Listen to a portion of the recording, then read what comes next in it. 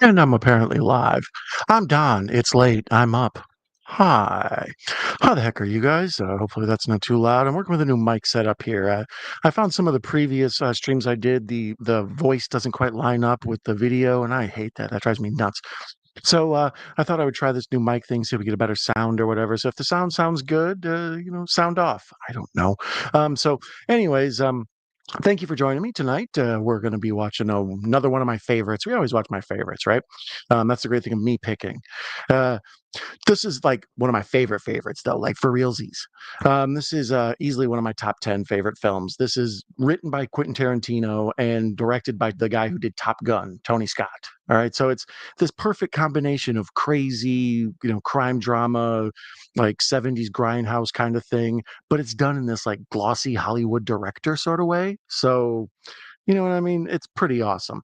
Oh, and for those of you watching on the or listening on the podcast, welcome. I'm available on all major forms of podcast streaming services. So feel free to look up Night Owl Movie Talk. But for those of you listening, I'm dressed like Clarence. Hello, baby. There's my friend Patrick joining us here. He says, "Hoot hoot." Patrick, the man, is doing more interviews. I saw him doing one earlier tonight. Patrick's all over movies. He loves, got awesome collectibles, talks about all the stuff he grabs, and hauls, as you want to call them. Um, Also, he interviews all sorts of cool people on his channel. So be sure to check out Patrick. Have Cheetah will view. Yeah, so tonight we're going to be watching True Romance. This is arguably my favorite Tarantino movie. It's kind of weird. Um, this one sort of has everything I want in it. It has the big, huge cast of all the cool people. Later on, as he went on, he started doing the same thing, and a bunch of the people that he works with show up in this. Uh, Dennis Hopper, Gary Oldman, Brad Pitt, Christopher Walken, Val Kilmer, James Gandolfini, Samuel L. Jackson, you name it. It's awesome. So yeah, I'm going to be watching this one on the Roku channel. I have this one on, I believe, DVD and Blu-ray, and I believe VHS. This is one that the first time I saw it, it was on VHS. My mom rented it. You'd go to the video store and rent the big stack of three, and she went one time, stopping home after work, and grabbed three movies for the weekend. And True Romance was in there. What a terrible title! Like the target audience for this movie isn't really interested in a movie called True Romance, unfortunately. Um, but then I watched it and enjoyed it. It was really cool. It was like, crime drama sort of thing. Like I said, it's got a very 70s, almost black exploitation plot to it. But Tony Scott's way of directing, he makes everything look so amazing. All the smoky rooms, and like, he'll have shades so you can see beams of light. Everything looks kind of like his brother too. It's got the Scott brothers look. Everything's kind of Blade Runner-ish. Um, Patrick says, "Thanks for the support tonight." No problem. Yeah, I dropped in tonight to watch his interview with Mel. So yeah, they did good together. You guys are good rapport. But Patrick has all the cool guests. So if you're especially a fan of cult film or horror film, go through, check out people you find new folks you never heard of before, and become fans of them. Donnie, I want 100% of Jersey Shore, and that's it for the season. Well, fist bump to you. Is that the Jersey Shore thing? Yeah. I never got into Jersey Shore. I'm not that much on reality TV, and that one for some reason never got around to me. Thank you. I was like, "Hello, baby." Thank you. Thank you very much. Anyways, well, it's time for me to stop doing bad Elvis impersonations and get going. I'm gonna press play on this here, and we're gonna watch this. I'm sure there's probably gonna be a commercial because it's on the Roku channel, and I don't pay for that. So let's see what Roku's service and commercials intervals look like. Last 2 nights ago, we watched In the Mouth of Madness on Tubi. Tubi's commercial intervals are pretty good. You know what I mean? I can't be mad at them. Um, Oh, it's a slow load. It's a slow load. The slow load. Oh, make sure I'm muted. So yeah, there's a commercial. Add one of one. All right, nice, nice. It's weird. When I first saw this movie, the flute soundtrack was like, one of the things that most jumps out at you about it. After you watch this movie, you have that playing in your head constantly. It's like earworm. Why are you freezing on me? Why are we black, Roku? Don't do this to me, Roku. You and your silly name, Roku, Tubi, Pluto, Crackle, Mubi, Fossum. You guys familiar with Fossum? Ridiculous. Okay, I'm getting the black screen. Can I get a movie? Can I get a movie? Where is my movie? Can I get a movie? Can I get a movie? Is there a movie? No. Pardon me, we have technical difficulties. That's always one of the best parts of the show is me trying to figure out where the hell my movie is. All right, let's go back a page, and then we'll play from beginning. Ha ha! I think I'm onto something. And I take issue with Roku's description of this movie. It says a Detroit comic book store clerk, Christian Slater, and his floozy wife, Patricia Arquette, embark on a journey. You know what I mean? Who are they to call Patricia Arquette a floozy? Alabama's a lovely woman. All right, it's loading, I think. And where are we at? Where are we at here? Anthony says, "Oh my goodness, I've shut the screen on you guys." Thoughts on Corey Feldman when Dancing with the Stars? Yeah, exactly. I'm not a big reality show guy, but I bet he's awesome. I bet he danced like Michael Jackson, didn't he? That's very Corey Feldman. I'm almost up to 2016 in my memoirs. You're cranking those out, my friend. Hey, Anthony, my friend, the horror cat dad is here. I'm a longtime compatriot and compadre, homeboy, tag team partner. Nice to see you, my friend. Although, what are you doing, playback error? Oh, you better not. All right, play from beginning. Let me go here. The screen's coming up. It's loading. We go to a black screen. I get the little circle. You, I will go into the other room and tear through boxes for hours. That'll be the new live stream, is me trying to find this on DVD. All right, come on, playing. What are you doing to me? What are you doing to me? Let's go back to the chat. Patrick says he's watching The Sand on Tubi. Hey, Big Tony. Saw Toxic Avenger. It was awesome, but next up is The Long Walk. Yeah, I'd like to see both of those. Toxic Avenger, I'm sure, will be a streaming hit for me. I always dig the weird cult ones. I'm interested in Dinklage, but I'm also interested in Elijah Wood. You know what I mean? There's a lot of interesting stuff going on with that Toxic Avenger. Oh, hey, it looks like it's starting. Oh, patience, patience. A watched pot never boils, as they say. So there's the Morgan Creek logo. Um, this movie came into existence when Tarantino was first going around in Hollywood. He had a handful of scripts that he had written, and Reservoir Dogs and True Romance in particular were kind of like people were checking out and interested in. Same with Natural Born Killers. So Tony Scott wanted to buy Reservoir Dogs, and Tarantino was like, "No, I'm going to direct that one. That one's my baby, right?"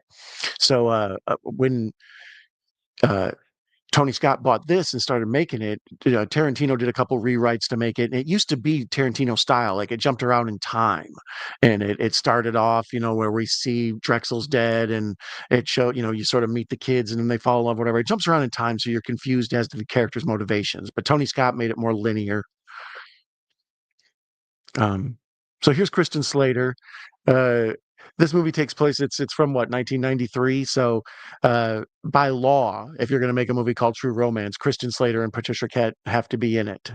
I'm assuming Chris O'Donnell and Drew Barrymore were busy that week. Okay, well now that this is playing, I can get back to this. Snap! Cat House Sound Effect. Zach Harris says Patricia Arquette, and this is Animals Three Rules. Yeah, she's a rather lovely lady. Hi Zach, nice to see you. What's up, Larry? Russell's here. Evening down in chat. Nice to see you, Russell.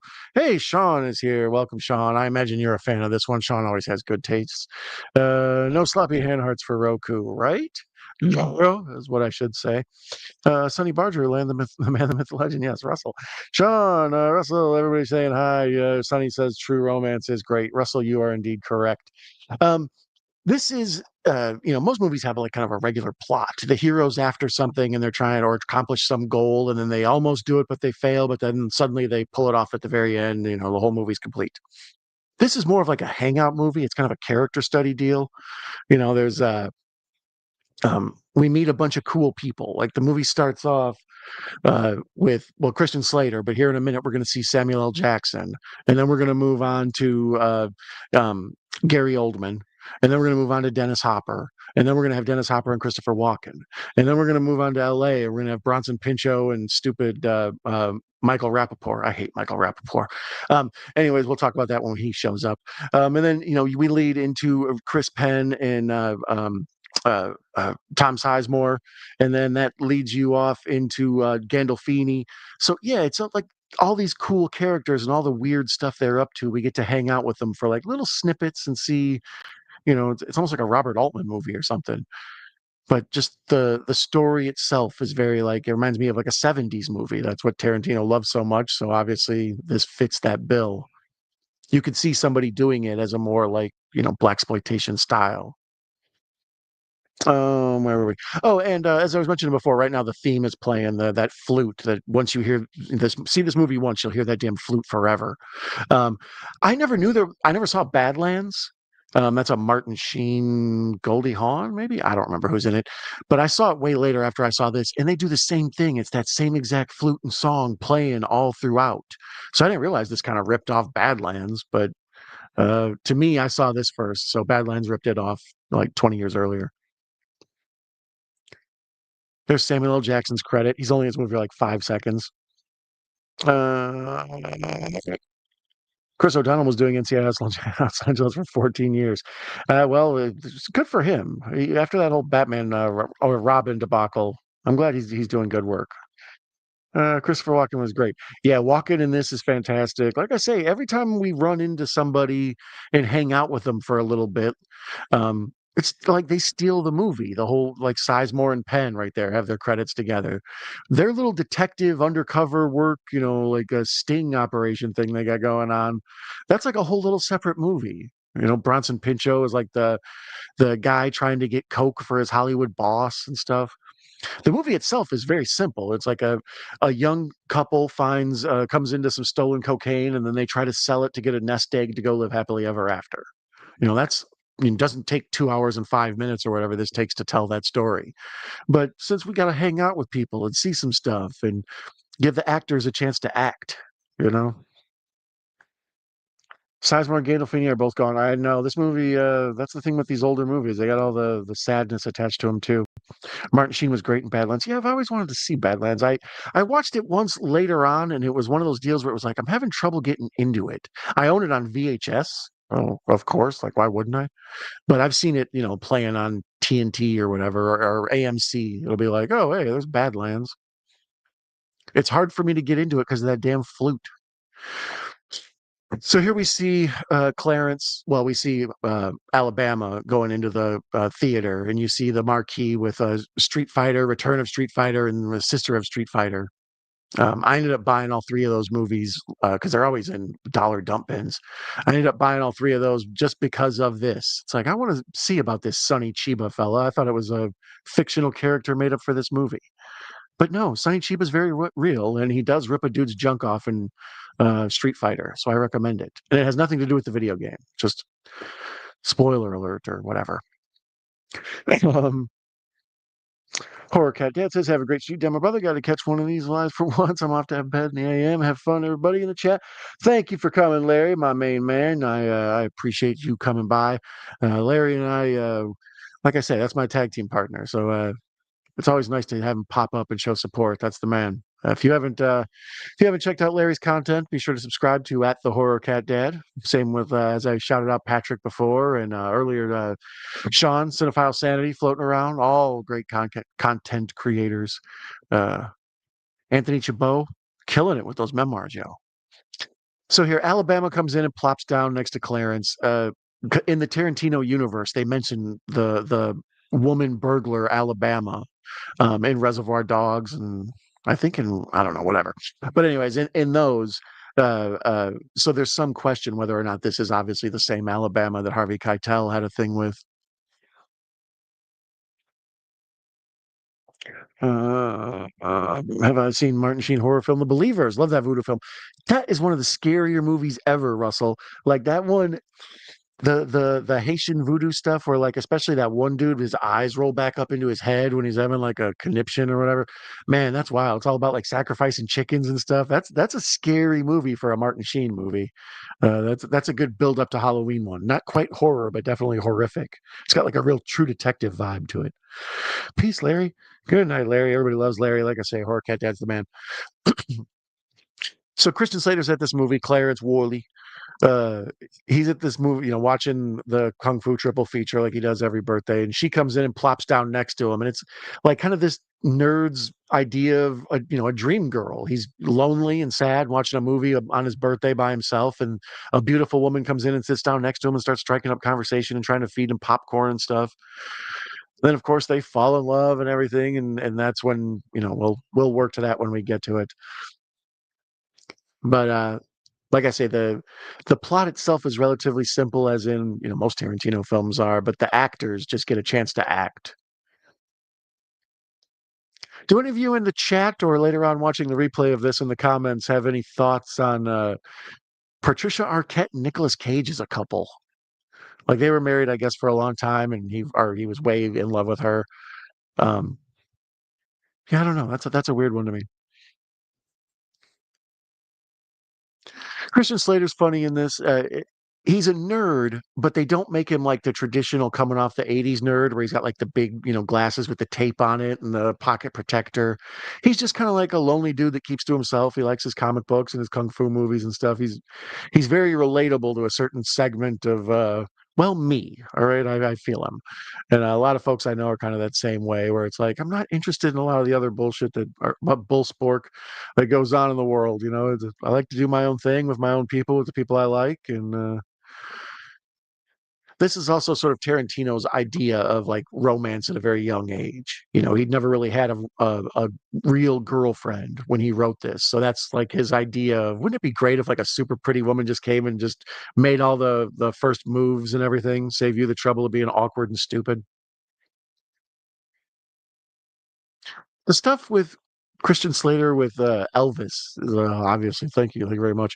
Very weird, right? Like, it's a funny little side bit, especially where he goes to the bathroom and like talks to him, or like Elvis is sort of his guardian angel mantra, inner spirit animal, I guess you would call him. That's a good name for it. It's Elvis is his spirit animal. Have Cheatable Vilsa's pump up the volume. Yeah, that's like when I think of Christian Slater, I don't think of an actor I really love, right? I'm not like, oh man, Christian Slater is awesome. Much like Brad Pitt later on, I had to just sort of come to the acceptance that I really like Christian Slater.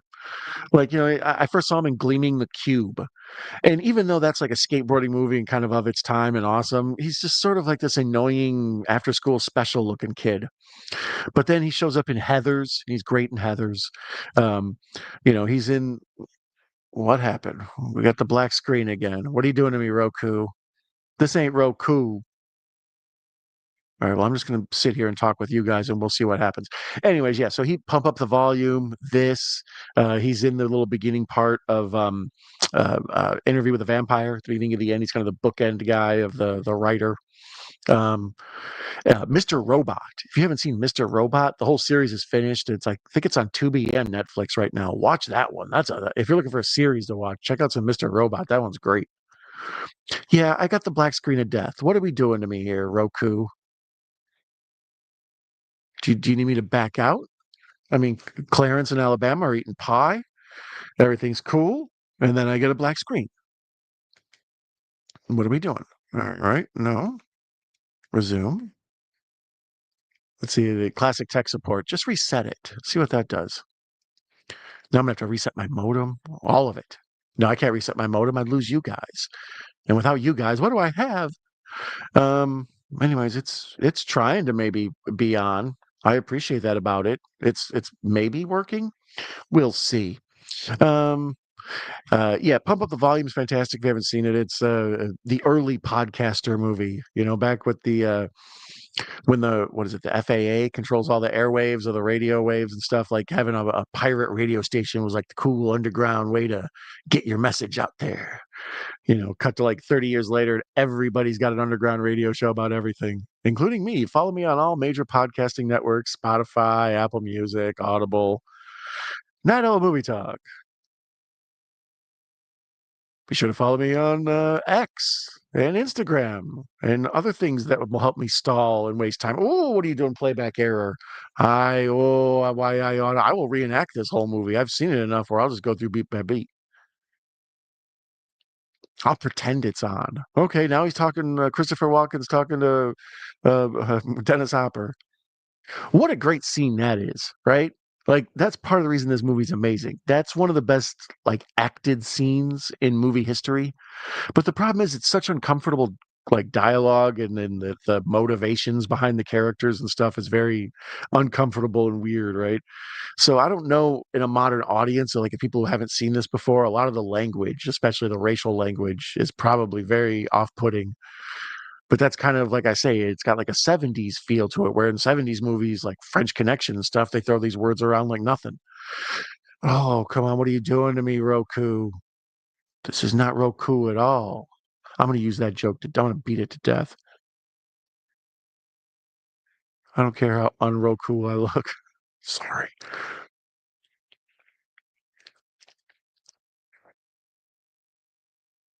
Well, while I'm waiting, have you guys seen anything good lately? Sheesh. What a problem, Roku. I will go in there and just start digging through boxes. I'll do it. There it is. Okay, now we're back. We're back. All right. Okay. Well, at least able to fast forward. All right. So now we're back to where Clarence and Alabama have been having getting their groove on all night, right? It looked to me like it shut off during a commercial. Like the commercial didn't play right and it kicked me out to a black screen. We'll figure it out next commercial. Anyways, so they've been getting their groove on all night, in the neon lights and the, drafty apartment with the curtains blowing, saxophone music playing, all the movie sex stuff.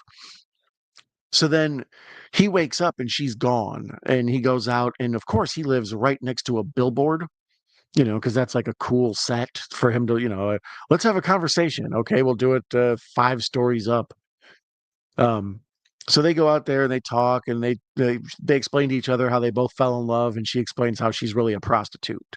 His boss at the comic book store bought her for him, and then because of that, she feels terrible because she really did now fall in love with him.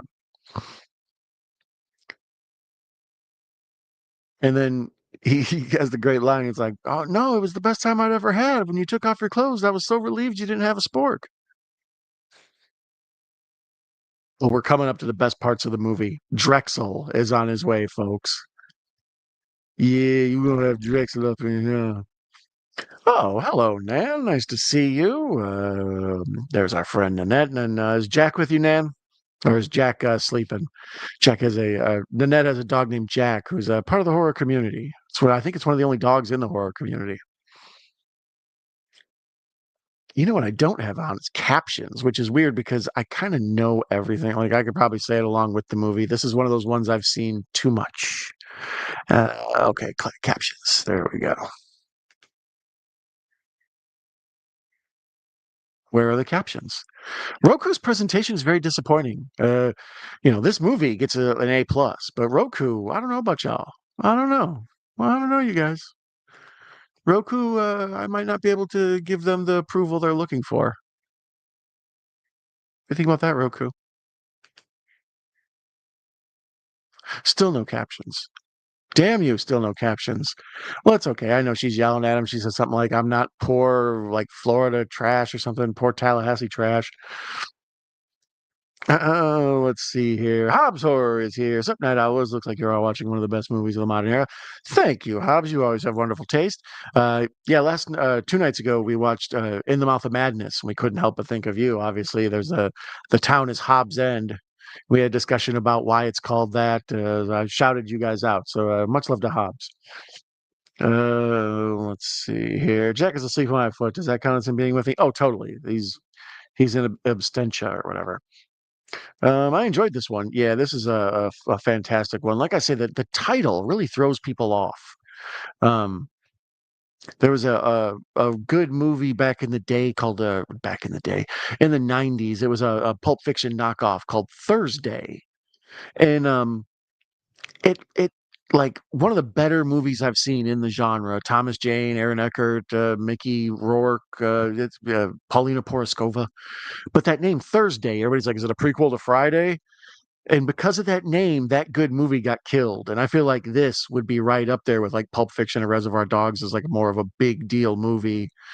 But True Romance it alienates a certain segment of the audience that should be wanting to see it.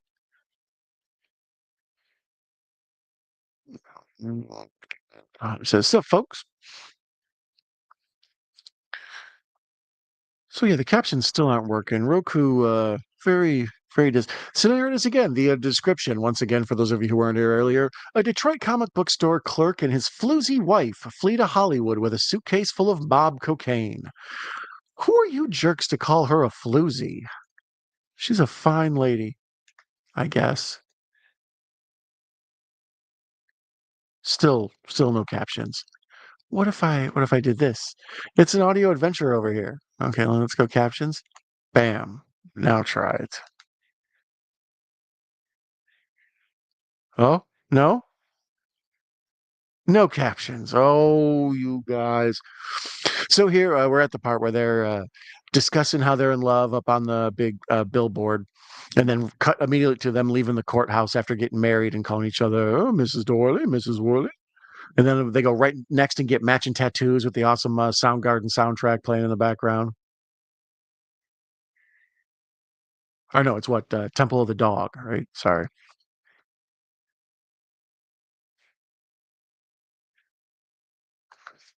I don't understand the hate this one gets. I have had people tell me they hated this movie. It doesn't make any sense.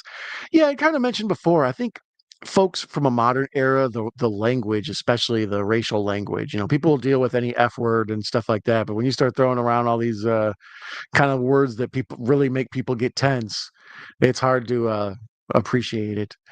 But I know it's from a time, and like I said, it's even actually made way after the time it was written, probably to represent.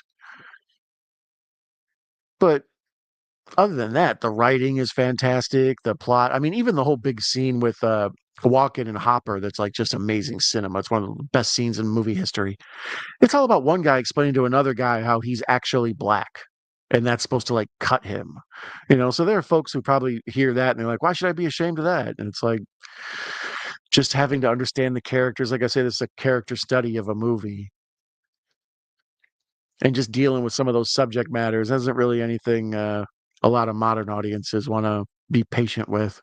So here's where Samuel L. finally shows up. We meet Drexel for the first time, and Drexel's got this big bodyguard henchman with him, and it's the dude who's saying she's your queen to be in Coming to America, like the dude that sings all the songs for the king. It's like, what an awesome henchman you have. When business is slow, he just bust out a doo-wop song or whatever. And like this scene here, it's getting ready to be the cocaine robbery, the cocaine that Clarence eventually ends up with. And the one dude's explaining to the other dude how he does oral sex by using a shotgun. And then, of course, turns the shotgun around and blasts everybody in the room. It's so funny. Samuel L. gets like his name's in the opening credits, but he lasts in this movie. I don't know. We've had it on. He's been here for a minute before he's in trouble. All right, then, Sam, take it easy, buddy. Spoiler alert.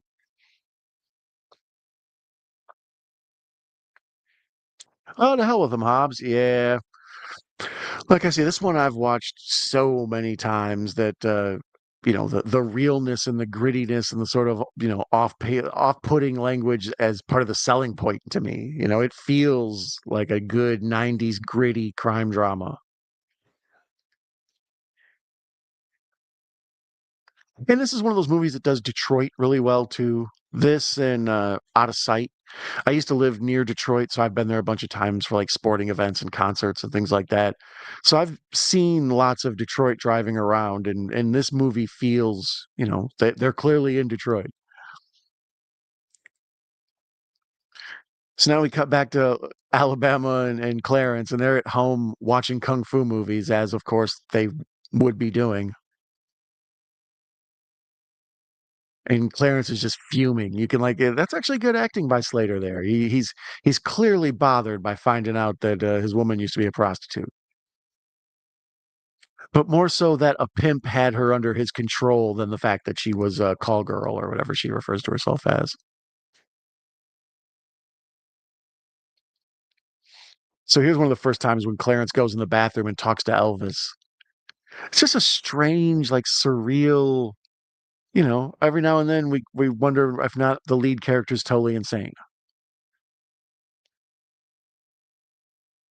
But it helps make the movie.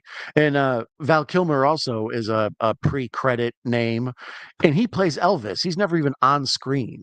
Like we just see him in like a gold lame jacket. Like there we see his neck. Like you never get a good look at him. Always liked you, Clarence. Always have. Always will. This is definitely one of Quentin Tarantino's best movies. Yeah, yeah, I agree. As I was saying earlier, when Tarantino first kind of came on the scene in Hollywood, he had a handful of finished or near finished scripts, and this one, Tony Scott, who did Days of Thunder, Top Gun, a million other things. After this, he did Man on Fire, the Taking of Pelham 123. Um, uh, what's that? What's that one? Domino. You ever see Domino? Domino's a good one. Um, but Tony Scott's like this amazing, big, awesome Hollywood director who just makes these glossy, beautiful films. Everything just has such atmosphere to it. So he wanted to do Reservoir Dogs, and Tarantino wanted to keep that to direct for himself because he knew that'd be his gateway to like fame and fortune. Oh dear Lord, it froze and went to black screen. I think it's supposed to be a commercial. Um, so hopefully it'll come back on by the time I finish with this dumb story. So I guess Oliver Stone's people bought the rights to uh, Natural Born Killers, and then the From Dusk Till Dawn was floating around. But when Tarantino made Reservoir Dogs, he paid for the ear cutting off scene, the effect of the floppy latex ear. He traded the script for From Dusk Till Dawn for the ear effect to K&B Effects, and that's how they ended up with it. And then later on, when Tarantino got huge, him and Rodriguez got famous. I think Miramax went and bought that script from him and then paid them to do a rewrite and yada yada. Um, but this one Tarantino loves. Natural Born Killers Tarantino hated. Like apparently him and one of Oliver Stone's producers got into a fist fight in a bar, Hollywood like fancy restaurant or whatever. Yeah, we're just sitting on black screen. What are you doing to me? Oh, tech issues. Oh, tech issues. Okay, let's see. Resume. Let's see if it works. We're gonna be playing this game all night, aren't we? What if I fast forward a little? Oh, what if I fast forward a little? See if I can get past the commercial. Will I? Will it work? Or won't it? Yeah, I think what's happening is Roku has some sort of issue where when it's supposed to show me a commercial, it just freezes up and locks. So thumbs down to you, Roku. This was your chance to shine. I would have been hollering at, look how many people are watching right now. We got 3 people watching live. By the way, thank you for joining me. It is currently 12:30 a.m. Wow, it's only 12:33, huh? I thought it was later than that. Yeah, I started at midnight tonight. Usually I start these a bit later than usual. Um, but got a busy weekend ahead of me, so I wanted to make sure I got a little bit of sleep tonight, if that's possible. If not, maybe we'll be doing a double feature. Never can tell. Oh, you're just making me watch the spinning circle of death. Come on. How dare you? Let's see, resume. Let's see if it works now. Watch Don have audio troubles and video troubles. Oh, come on, you. Um, and especially now because we're just getting ready to the scene where Drexel gets to shine. Gary Oldman's amazing, right? Like anytime Gary Oldman turns up in a movie, you're like, oh, this is gonna be good. I almost never see a movie specifically because Gary Oldman's in it, but then when like I see him as third or fourth building, like, oh yeah, oh, we're in for a ride. Okay, so now Clarence is putting in the gun. So yeah, I guess apparently when the commercials come up, it freezes, and I just got to fight with it to get it back going. So Drexel apparently robbed Samuel L. during the bit that froze out there, and now Clarence is going to go to Drexel's and get Alabama's stuff. And it's kind of a lame scene where he's like, "Here's an envelope of what my peace of mind is worth," and he gives it to him, and then Drexel opens it up and it's empty. It's like yeah, it's kind of just sort of a nerdy guy's idea of something that would be cool to do. But I do like when he's sitting down with Drexel and the Mac is on behind him on the TV, the old Richard Pryor, Max Julian movie about pimping. And Drexel even tells him, since you've been in here, there's been a big old pair of breasts on the TV. You ain't even look at them. If you would have looked at the breasts, I think you was cool and don't got a care in the world. That's my Drexel. If that one's free, the next one is more expensive. It'll cost you. Hey, my friend Prince is back. Nice to see you, Prince Cash. Rorschach, our friend here. You finished Unreal yet? No, I have not. I want to watch Unreal. Um, I enjoy most of the programming about the making of, but I kind of wonder how much would reveal. I've heard good things and I've heard bad things. I've heard some of it feels staged and I've heard some of it feels like super behind the scenes, and I always dig that. So I may check it out. Nanette says she hasn't seen Domino. You need to. It's pretty good. Sonny says, BRB, got to go to the balcony to pull off a hash spliff. That a boy, Sonny. Love the OG film, Pelham Taken 1, 2, 3, then the remake. Did you know there was a middle remake? I never knew that. I know the 70s one, like the old school one, the original, and that's where Tarantino gets the thing for Reservoir Dogs, where he calls everybody like Mr. White and Mr. Blonde, Mr. Pink. That's taken from Pelham 1, 2, 3. But there was a middle one. I can't even remember who's all in it. Like couldn't even tell you. I saw it on Tubi. It was made maybe in the 80s or the 90s, and it's got a recognizable cast, just not anybody big. And then the one most people know is the John Travolta. Is that Denzel? Whatever. That's a Tony Scott one too. So here, Clarence knocks on the Drexel's house, and Marty. Gotta love Marty. Marty, sing us "She's Your Queen to Be." Come on. Mm.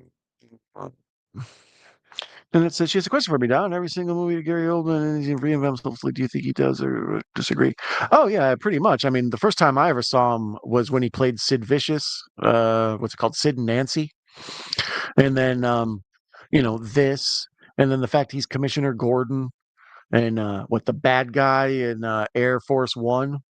Um, and then, what is he, the bad guy in what's the one about space? I'm drawing a blank on with Bruce Willis. It'll come to me.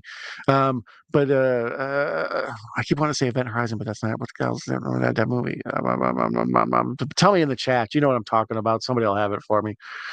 Outer World, Hello Prince. What's the one with Chris Tucker and Bruce Willis and Mia Jovovich and all that? What the hell's the name of that damn movie? I'm drawing a blank on it. Lilu Dallas, Multipass. Um, So here, yeah, here's where he's confronting Drexel, and Drexel's got just like the tackiest, most like cheap sex place ever. Everything's covered in leopard print, and he's got like this crazy eye that when like the light hits it right, you can see it's sort of like milky and dead. And he got this crazy voice he be talking in all super hood. He's got the wild dreads. I think there's even a point where Alabama says he's like Drexel. Is he black? And he's like, no, but he thinks he is. I got everything here from a Cotton Eye Joe to a Diddle Eye Dope.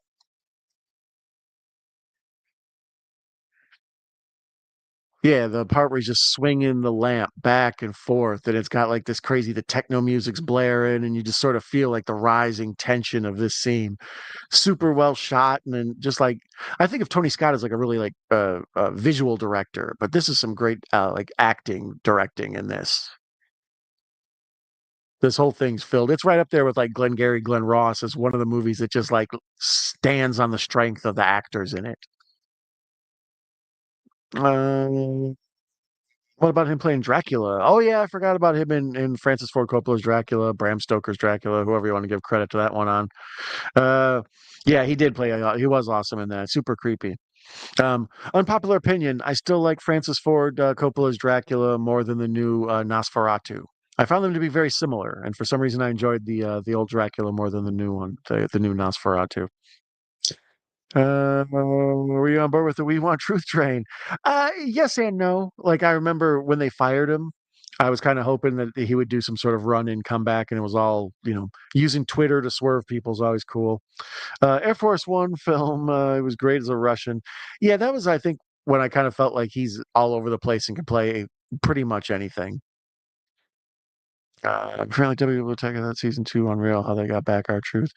Yeah, I'm not surprised. There's so many like if they have cool storylines, then they let it go by for a year and they explain it. But if it's running up right next to the storylines where you feel like you're watching it and then you go watch the explanation of how they got to it, I like some illusion. They don't need to ruin it.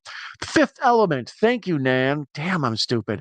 I kept wanting to say Event Horizon, and my brain's like, no, no, that's not right. So here's where Drexel and Clarence get in this big fight, and then Clarence eventually pulls out a gun and shoots him right in the dick, right in the spork.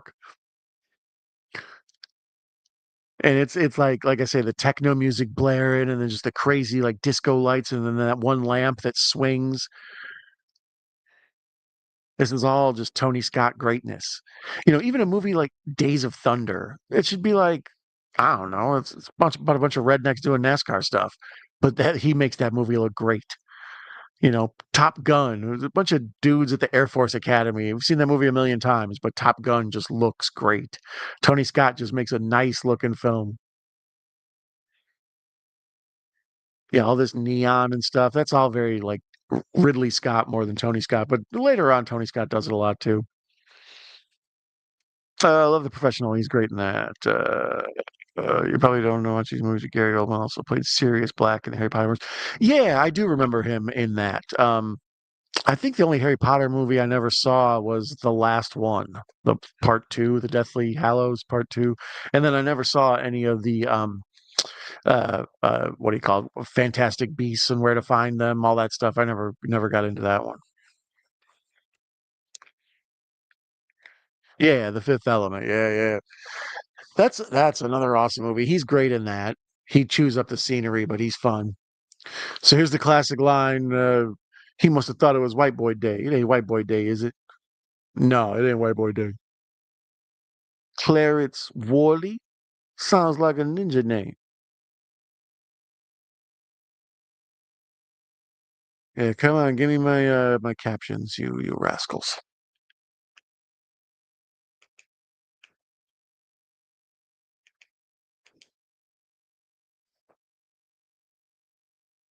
Nope, they just so here after he beats up Clarence, he takes his driver's license and goes to uses it to track down where Clarence lives to go back to get Alabama. But as Marty's leaving, he forgets his keys, and that's when Clarence shoots Drexel right in the spork.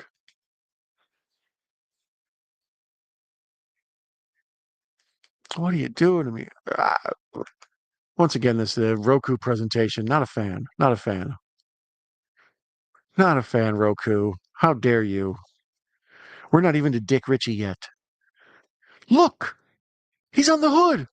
Get him. Oh yeah, we're getting the circle of death. Why are you so problematic, Roku? Tubi doesn't do this. Max doesn't do this. Netflix doesn't do this. If you want to step up and be one of the big boys, Roku, you gotta deliver when it's your time to shine. You know, can't have me out here watching Drexel freeze all up with no captions. How dare you? How dare you, sir? Roku, if that is your real name. Yeah, I'm just having a total nervous breakdown right now at this point. Let's see. Anybody else hanging out in the chat? Fantastic Beasts and Where to Find Them is the correct title, so you're close enough. Okay, there you go. Yeah, there's that whole crimes at Grindelwald or whatever, all this stuff, and I think isn't there like an HBO show for that? That whole subsection of Harry Potter, I never got into, but the original, Harry Potter stuff was interesting just because it's was like a huge part of our culture. The book with of Eli with Oldman was good too. I didn't remember him being in that. That was Denzel, right? Oh, come on. All right, let's go from resume and let's see if it loads. I still can't believe every time I have to reset this, I have to read that Patricia Arquette is a floozy. That is just totally disrespectful. Totally disrespectful. Apparently difficult for me to say. Okay, what if I tried the fast forward thing I was doing? Uh-huh. Oh, that. Let's see if that works. It worked before. Can it work again? I don't know. Probably not. Welcome to the stream where Don sort of watched a movie. Oh, you frozen. You frozen. I see you freezing. Oh, damn you. All right, here's what we're gonna do. I'm gonna reset the Fire Stick and see if that works. It's not going to. But since I'm killing all this time and wasting it, how have you guys been? You been cool? Everything going well with you? Watching me struggle with Fire TVs and whatnot. Uh, did you guys check out the In the Mouth of Madness stream the other night? Pretty good stuff. Pretty entertaining. Did you get into The Hobbit too? Not as much. Like I love the Lord of the Rings, the first three trilogy, the original trilogy, and then when the extended editions came out, the big fancy like 9 hour long ones. I loved those. But then when The Hobbit came out, I think I watched that first one. What was the one with Smog? I watched Smog because Smog was fun to say. Like I watched this Smog movie. But no, I didn't see all three of the Hobbit movies. I always meant to. Okay, so let's see. Okay, now it's reset. See if this works. Huh? What do you got for me? What do you got for me? I'm missing Clarence and them. We'll fast forward a little bit and I'll give you guys a time stamp. Where is Roku? Roku. There you are, you punk. I can't believe I'm giving Roku all this free ads for sucking. Okay, so now Roku is loading. Wow, that was fast. Welcome back, Don. Oh, now we're all buddies and stuff. You're out here making me look bad in front of my friends, and then now we're like, oh, it's like, hey, Don. Oh, hey, Roku. Need to have a little more respect, Roku. Shit. All right, so now you're loading. You're loading. Are you coming? You got me? You got clearance? Where are we at? Do we have clearance? Clearance? What's your vector, Victor? This is the problem with streaming. See, I should learn my lesson. That's why physical media and the film lovers of the world know how great it is to own the movie you want. Fighting with these streaming sites, fighting with the where they're available, when they're not available, all of this. What if I rewind? Let's try that. Let's see if that works. No, you're just freezing on me, huh? That's completely unacceptable, Roku. So yeah, if we were watching right around at this point in the movie, Clarence would have shot Drexel. They would have went and left right away. Showed up at Dennis Hopper's house. He would explain how Patricia Arquette tastes like a peach, and then he sends her off to go get beer and chicken at 8 in the morning, and then he explains to Clarence, yada yada, that I got this Coke. I'm trying to sell it. The bad guy killed Drexel. Nobody's gonna miss him. Whatever.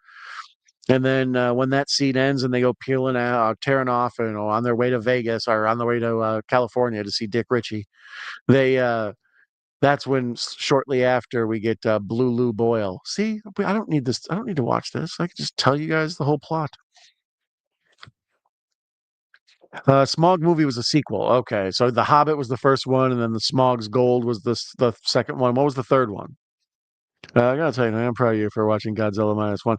Oh, Godzilla minus one was awesome. I enjoyed it. Yeah, my friend Mr. Dan in Horror, who shows up sometimes, hangs out. He had recommended what a great movie that was, and then my friend Horror Cat Dad, who was here earlier, he had mentioned that I would dig that, and they were both right. They know me well. All right, so here I got a screen. It's just not playing. There's Drexel. Can you fast forward a little? No, you're just gonna stay at 31:19, frozen. Okay, wait, no, 31:21, 32. Oh, well, let's see if we go. Oh, we're back.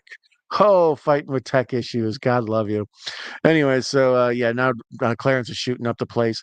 Let me fast forward a bit because we missed so much time with me fighting with tech issues. Okay, so now here we are. Here's where Christopher Walken shows up at Dennis Hopper's house. This is really what I came here for, anyways. That was the whole point of this doing this stream. So the lighting is just perfect. Like the overhead lighting, dark, shadowy. We can't get a good look at Walken. It's all like kind of smoky. So the background has all this atmosphere to it. There's all these thugs, but we only see them like from the hands holding guns down. Like we don't even see their faces. And so he punches them right in the nose and he says, about what's about to come, that's as good as it's going to get. That was a free Christopher Walken too. The other one you can PayPal me for. The future one's coming. Okay. Nope. Yeah, Roku, you suck. Your captions don't work. You be freezing up. You are lucky you have such an awesome movie on your channel. You should be so grateful for it. The Battle of the Five Armies is the third movie. Oh, okay. Favorite song off K-pop Demon Hunters.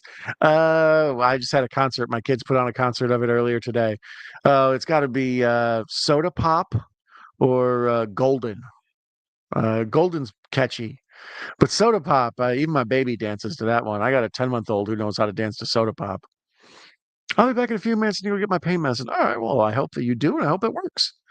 Yeah, I got some chicken nuggets in the microwave. I might have to get up and get at some point. Oh, speaking of things I need to show, we're a little late into it, but I'll let him know that I did this. This is a Snorlax Pokemon card. For those of you familiar with Pokemon, my son left that out for me as a like a little reminder, a shout out to me. So when I see it, I would think of him while I was doing my show. So shout out to Nino. He's a good boy, very smart, very cool.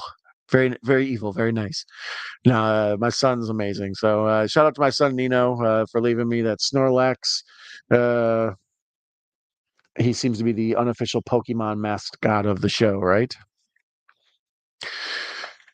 So now here's the part I said it's amazing yet controversial. Walk Hopper explains to Walken that the Sicilians were descended from African invaders, the Moors, and because of that, Christopher Walken gets so mad he basically kills him. And Gandolfini just stands in the background looking extra scary and creepy. Now they're torturing him. The lighting is just amazing. Like the whole you can barely see people. They're in like these contrasty shadows and stuff, but just the glimpses you can see of them is perfect. Mhm. Sorry, I thought I heard a ghost. Love me a good ghost. Maybe a ghost, maybe not. Best Christopher Walken film, Deer Hunter, our favorite King of New York. Yeah, King of New York is probably my favorite Christopher Walken. Um, Suicide Kings is very good. Um, he's obviously, great in Pulp Fiction. Um, this really is one of his premiere. What about the Fat Boy Slim Weapon of Choice video where he flies all around? Pretty amazing. Mr. Bones, welcome, my friend Bonesy. Nice to see you here. You got here just in time. We're at the scene where Hopper explains to Walken, or Hopper explains to Walken that he's an eggplant, and you're a cantaloupe. This guy. What movie from any decade is a deep cut in your opinion? Um, it's amazing stuff just falls through the cracks and you forget about it. Like some movies are even big movies and they end up being deep cuts. Um, but like, how about like the Mangler 2 or something? No, I don't know. Deep cut big, it would have to be something. How about the 13th floor? Is that a deep cut for you? It's like a Matrix ripoff from the 90s. It's like a Tron kind of ripoff sort of thing. Speaking of Tron, I think we're due to watch Tron on the channel very soon. I was eyeing it up tonight. Tonight I came down between this, Conan the Barbarian, and Tron. And I was like, you know what? I just really want True Romance as part of my catalog. I love this movie so much. Like I say, I also put this show out as a podcast. So if there was ever a movie I wanted to talk about for more than 2 hours, it's this one. I feel like we kind of just got started. We're only, well, I guess we're an hour in, but yeah, this one's amazing. Um, Bones is a high Bones. Oi. Great pick. Thank you. Legacy or the 1982 OG? Tron. Uh, I'm a fan of the OG. Like I remember thinking as a kid, like I didn't really totally understand it the first time I saw it because I was a little boy and I just like the light cycles and the whole like playing a video game, like real action kind of thing. And when the new one or whatever, when Legacy came out, now it's not even new anymore, it's old. When Legacy came out, I thought that it was like, I don't know, a little too part of the charm of Tron is that it's bad looking, like it's janky. They used whatever black lights and stuff to make it look the way it looks, and then the light cycles and all that. So the new one is almost like too awesome. But I will see the newest new one, Tron Ares, comes out in like what, November or something. So yeah, that's why I thought we'd go back and watch the first one. I feel like Tron is the DNA for so many movies. The Matrix is a big, a lot of Tron going on in there. But as I got older, Tron grew on me a lot because just the idea of that, like, there's a security program and stuff. I was like, that's all mind blowing. So I dig me some OG Jeff Bridges Tron, or Jeff Daniels. Jeff Bridges. Jeff Daniels is in Dumb and Dumber. Anyways, how the heck are you guys? Hello, Bones. I'm a fan of Jared Leto, so I'm excited about the Tron Ares. And then Nanette's back. Welcome back, Nanette. Uh, so there's the part where walking Blue Lou Boyle gets told he's an eggplant, and he says, "And you're a cantaloupe." This guy, I love this guy. And I like after he shoots him, he like hucks a loogie on him, like an extra disrespect of like, "Oh, I hate this guy." So yeah, if you haven't seen this movie before, it's worth seeing just for this scene. The whole thing where he explains how like when he was a cop, he learned how to do tells. A woman's got 17 tells, but a man's got 19 or whatever. And if I'm lying, you tell me, am I lying? Just all of it, just amazing. Like I say, as far as movies where acting just carries the load like this, it's like this and Glengarry Glen Ross are like probably two of my favorites of all time. They look amazing and they just let the actors act. Nan, I have a new poster vid. You may like it. You seen comment on the last one 45 times. Oh, I did see you had that out when I was getting ready for this show, and I was looking to see if anybody else, how many other folks were going live. Shout out to my friend P. Rich, the Hatchet Boys. Um, I saw that one popped up on my stream, and I was like, I don't have time to watch it now, but I do need to check that. I put out a bunch of movie poster stuff in my shorts frequently. That sounded funky, but yeah. So I always dig movie posters. I like all the stuff that goes with movies. Like I love the movie, but I also like the funky, cool DVD case it comes in, or I like the movie posters. I like a crazy billboard that it looks like it's 3D because there's a bus hanging out of it or whatever. Just I don't know, I dig all that. I like coffee table books about the art of movies and you know so movie posters and movie marketing or true Struzen and all that. I love it. So Bones, yes, you will get another free view from me, my friend. What did you put in your shorts? Right? How many movie posters can I fit in some shorts? I will check it out, Bones. Actually, let me see it. So here that now they're on their way to Hollywood in a pink Cadillac. It's classic, just classic. Let's see if Mrs. Night Owl can bring me some sinus medication. That's the great part about having a co-host in the other room taking care of a baby. Oh, I think she already heard me.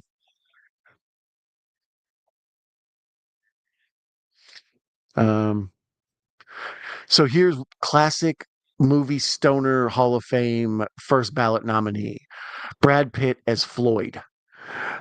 We see Dick Ritchie's apartment. Dick Ritchie's played by Michael Rappaport. Michael Rappaport gets on my nerves. I'll talk about that in a minute. But Dick Ritchie in general, like he's I don't know. I wish a better character played him. But Floyd on the couch steals this movie. Like every time we just go by and he's there with his honey bear bong. Later on, when he's sort of ratting out Clarence, he's at the Motor Lodge Inn.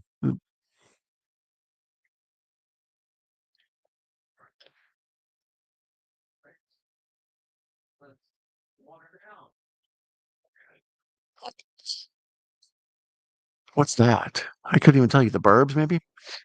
Speaking of books that are about movies, I have an app that I read books on, and right now I'm reading a book on the history of horror movies.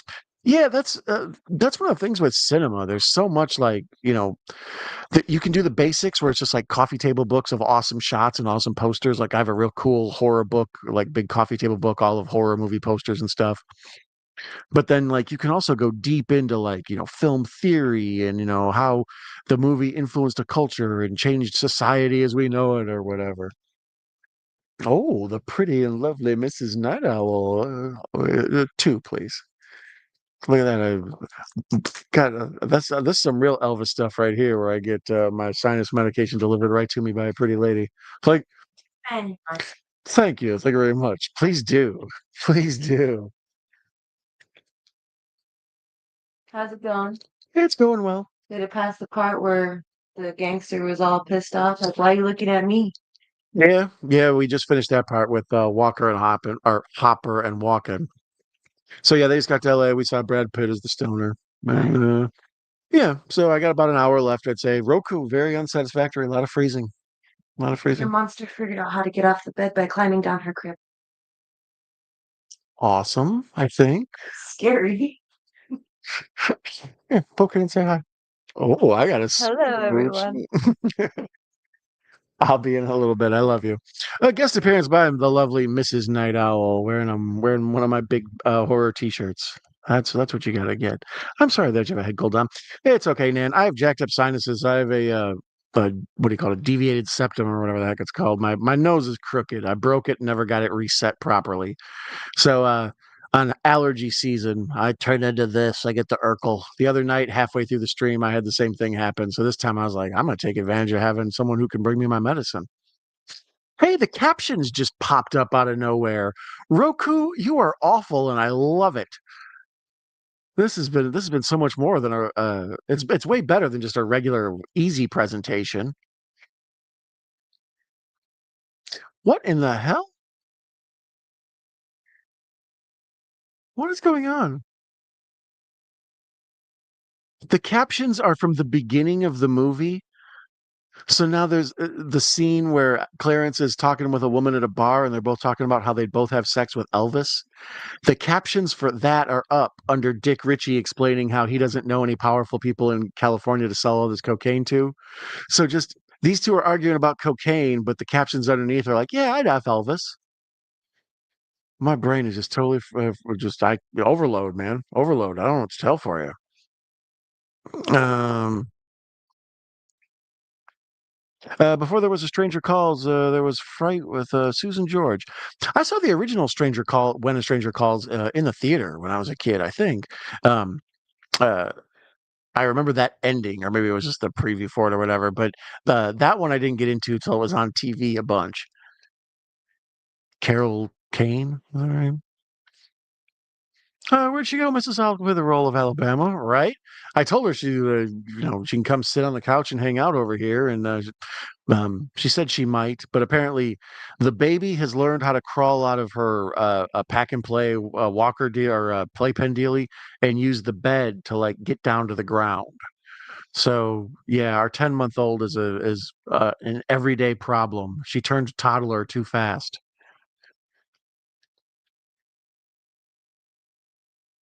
Yeah, the captions are just now on. It says opening theme plays, and we're an hour into like a movie. And then it says, "Hello, Mrs. Night Owl," and "Hello, Mr. Night Owl." Well, thank you from both of us. Yeah, Mrs. Night Owl's in there taking care of the baby. The two of them. They'll frequently put on the show for a little bit so the baby can see me on the screen, and then after that, they find a good Anne Hathaway movie or something to watch. More episodes of House. That poor woman has to watch so many insane movies because of me. Like I make sure it's like, oh no, you've got to see Fight Club. How have you lived this long in your life without watching The Usual Suspects? What's the matter with you? Today I was explaining to her that we were going to watch this. I was like, I'm going to go with True Romance tonight. She's like, which one is that? I was like, that's where the guy is like Elvis and he marries a hooker and they have all this cocaine. And she's like, I didn't see that. And then I had to keep explaining it to her. It's like, oh yeah, oh yeah. Once I explained Hopper and Walken, it came right back to her. Oh yeah, eggplant and cantaloupe.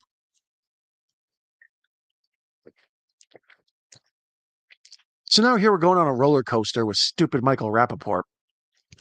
I don't know why he rubs me the wrong way the way he does, but he's ever since I saw him like first film was Zebra Head, and he plays like a white dude who dates a black girl, and it's kind of this like I don't know, it's an interracial love story sort of thing. It's well made and interesting, but after that he would just turn up and stuff, and he would always just sort of be an obnoxious, hateable character. Even like Higher Learning, he plays like a white supremacist sniper and shit.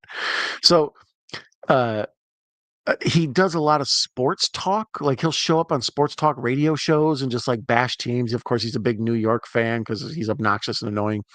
So every time I see him, and one time I have an uncle who played in the NBA, and Michael Rappaport was specifically crapping on my uncle. So every time I see Michael Rappaport, I'm like, "You suck. I'm glad that shark ate you in deep blue sea. You deserved it." So here's cousin Balky on the roller coaster, looking like he's about to throw up. Shout out to Perfect Strangers. What a good show, right? I hear you, baby, helping out in your newer shorts. That's cool. Yeah, sometimes when mom and the other kids are gone, I use the time where the baby's napping to do some shorts or try to get some reviews cranked out. And that baby loves to pop up when she hears me talking. You don't like Mikey B raps? I know. What's his name? I got Zachary in the back of me, or whatever the hell he says. I don't like Michael Rappaport either, Dom. Yeah, I don't know. He just is. He's funny in this, especially the part when he's doing his audition for T.J. Hooker, where he's like, "He's on the hood, get him!" Like all that's very funny. Like him being a bad actor, but him on the court side of Knicks games and stuff. It's just like Michael Rappaport needs to go, bro.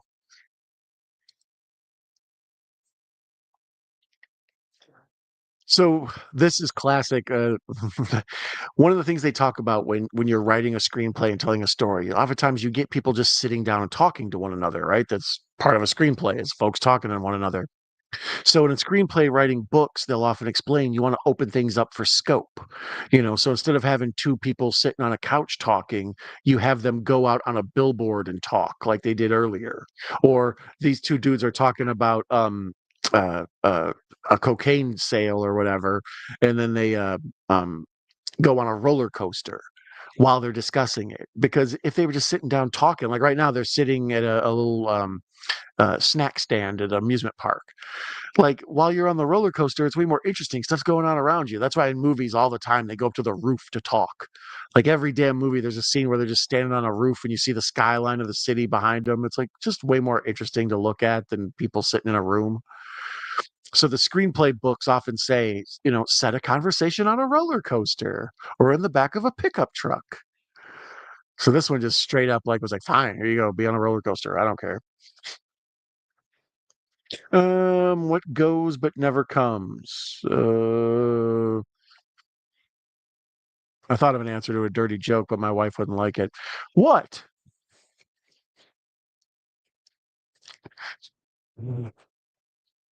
So now you're this is too funny too. The whole thing where the producer that he's trying to sell the coke to is the guy who makes coming home in a body bag. Because like in the 80s especially, like the Vietnam War was a real touchy, messed up thing, obviously, and it scarred a lot of people mentally. It left a lot of soldiers and families and stuff sort of broken. So it was a big deal to America. It had a big, ripple effect that kind of ran through the 80s. So in the late 70s and 80s, there are so many damn movies connected to Vietnam in some way or another. It's absurd. So here, yeah, the fact that this dude's this like big Vietnam movie producer, it's like, because of course he is. What? Now, would you do a live stream watch along to the Unusual Suspects? Yeah, I would like to watch the Usual Suspects one of these days. I've been meaning to plan it. I did a live stream of it with my friend Gareth from Video Tasties.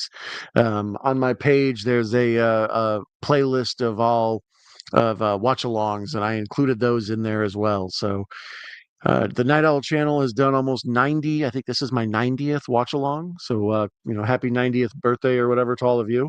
But with all the other watch alongs I've done on other shows and commentaries, I think I'm well like 115, something like that. Go ahead. You can say it tomorrow. Uh, she's laughing. She knew I was there. Yeah, I was going to say, what goes but never comes. Mrs. Night Owl? Sorry, that was an easy one. I'll take it. Oh, sure. Feel free to bring her. She can sit here and watch True Romance with me. Um, yeah, I love this whole thing. Elvis, this is so ridiculous. Just the beginning of the movie is playing on the bottom in the captions, but we're, an hour ahead.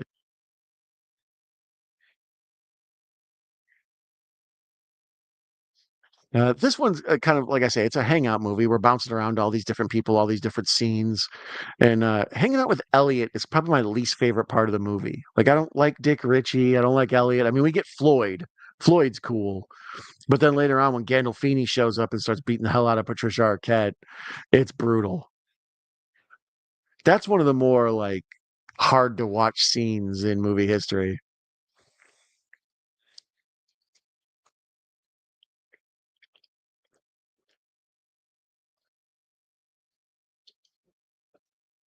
Oh, there she is.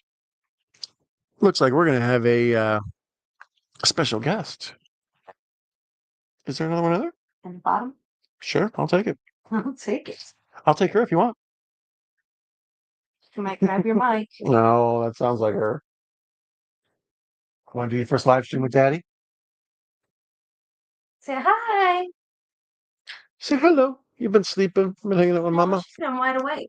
Oh, she has she? How are you, emo baby? You'll have to forgive my baby. She's emo. She's in a Fall Out Boy cover band, but she's working her way up. Go. Thank you, love. No, this is my little miraculous ladybug. What, you wonder where Mama's up to? You want to touch the mic? Hi guys. Say hi everybody. There's Mia. Like the kids. Mm. Oh, look at that. See, now it's the ratings go through the roof. Mrs. Night Owl in the house, stuck in the blue, hiding in the background. Have you ever seen True Romance before? Yeah, that one time when you guys watched it. Here's where Floyd, where Gandolfini shows up at their house, and Floyd is like like stoner master supreme, and he's just super baked trying to give directions to Gandolfini. Now you see Gandolfini, you love it. You love The Sopranos. Hi, hello. Yeah, people are saying "Baby Night Owl." Hello. Hello. Yes, and this is Kayla. She's joined us before on the Teen Wolf stream. Oh, you want to go to Mama? You want to hang out with me? You want to come to Mama? Oh yeah. Oh yeah. The whole owl family in the house. Yeah, the two gremlins are sleeping. So if they pop up, it's gonna turn ugly. You're gonna hear a bunch of yelling parenting going on. So here's more classic actors getting to act together. Gandolfini and Brad Pitt is the stoner. Would you agree Floyd is a Hall of Fame stoner, movie stoner? Well, you figure there's like Cheech and Chong, and then there's like the Dave Chappelle from Half Baked, the people from Dazed and Confused, Spicoli from Fast Times at Ridgemont High. But I don't know. I would think Floyd is right there. Let me know your thoughts on Floyd in Stoner Hall of Fame. Look at the baby watching. You a big fan of Quentin Tarantino? I don't know. I find some of his art to be a bit pedantic. She's getting hyper. She is getting hyper. I didn't think that was going to be the joke you were going to say. I was gonna say, I was like, I don't think that's my all, but it's not true, anyways. Yeah. Dear Lord, I should have stayed in my room. Oh no, we want you here. You got here to see Alabama. Remember when she hits this dude with the top of the toilet seat? Yeah. The action scene was crazy. Yeah, and she like fights him off with a corkscrew, a bottle opener. Psycho in this. Yeah. He's like, I like you. You haven't seen. Oh yeah, I'll go ahead and give you like one free shot. I like you. You got spunk. Yes, spunk. There you go.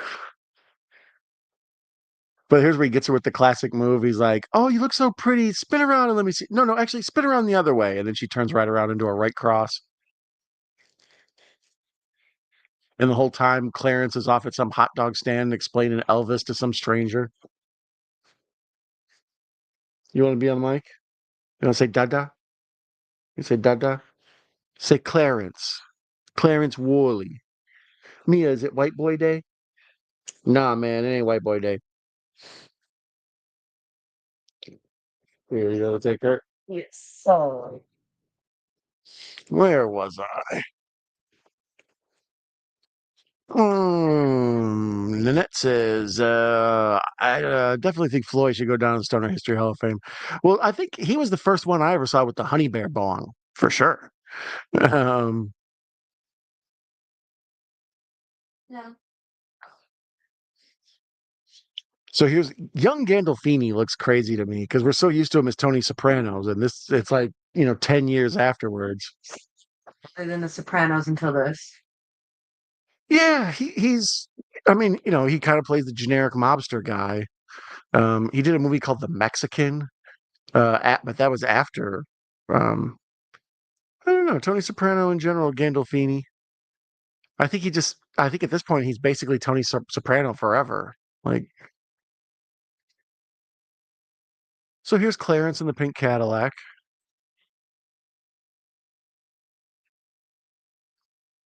And there was Tower, or what is it, Capitol Records or whatever, the big circular building in LA.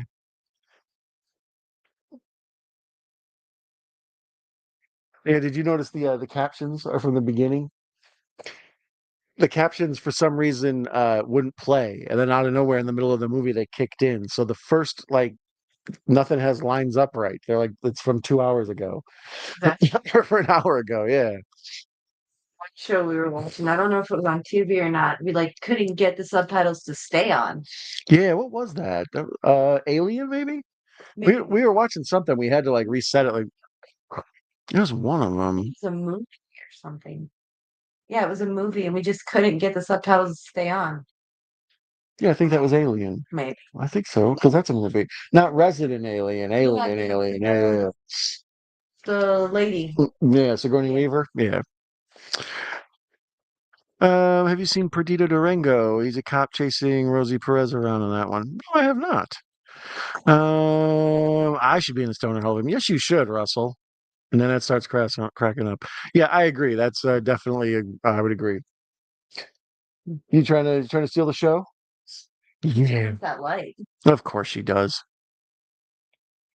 Tut, tut, tut, tut. You can hear her scheming. It's so rough though. The baby's being adorable right here, and then over there we got Alabama and getting beat up by Gandolfini.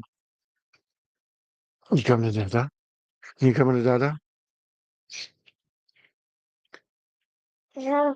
How many times have you seen this movie? Oh, you want the glasses? Want the Elvis glasses? Here you go. Sure.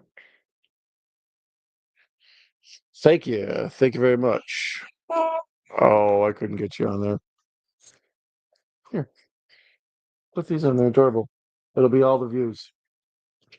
Look at all these hits we're gonna get from this baby with Elvis glasses. No, no such luck. You want them Give 'em on? to Mama? Yeah, you go ahead and put them on. I've done the whole show with them. Thank you. Thank you very much. You look really good. And there he is with them on, just as we're saying that. There's Clarence with the glasses on. His are darker though. These are more of a yellow tint. I find these to be more of the Bruce Lee variant. Although with the bright ring light in your face, these are must have. These look like shooting glasses. I have all seasons of The Sopranos on bootleg DVDs. I have like 2 seasons of The Sopranos on bootleg DVDs because I think I had season 1 and 2, and then when you could start doing torrents, I was like, I need to go back and catch up on The Sopranos. Mm, What are you up to? uh, What are you up to? You trying to get on that? She wants that blue light. Yeah, she does. You want these glasses? You don't like Dada glasses, huh? Why are you giving them to me? She thinks you would enjoy them. Here, Mom, they'll help your eyes. All right, come on. All right. Time to go to bed, little Miss Tiny Person. All right. Well, we're wrapping up here. We're getting ready to head. Alabama's gotten her butt kicked, and she's about to fight back against Gandolfini. So that means all we have to do is go to the hotel for the big meeting with the big shootout, and then we'll be done. So I will see you in probably about an hour, maybe 45 minutes. Bye, Mia. Mia, say bye bye. Bye bye.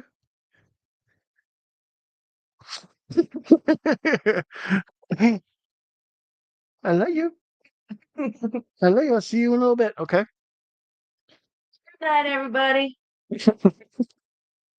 Love you. Love you too. I'll see you in a little bit. Thank you for the sinus med. It's already gotten better. You can already hear it in my voice.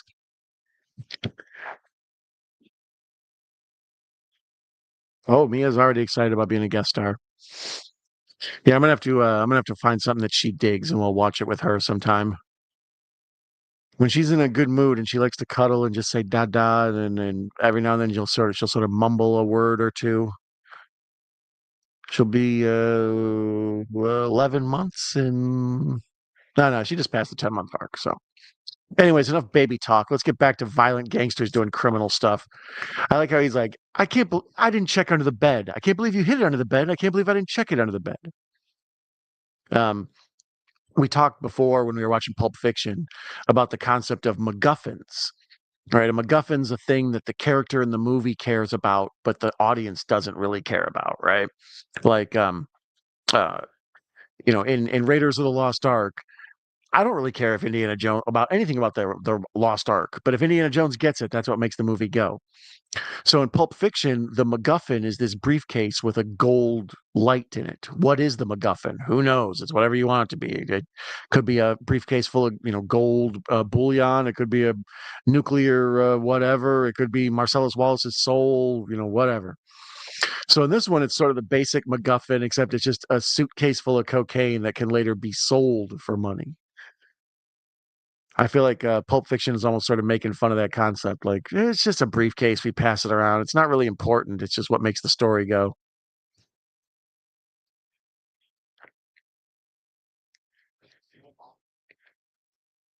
So yeah, here Gandolfini and Patricia Arquette, Alabama, are having this big, ugly fight, and it's just like perfect lighting, and that's where he throws her in the bathroom through the shower windows, and then the big pow where she smacks him on top of the head with the toilet seat lid,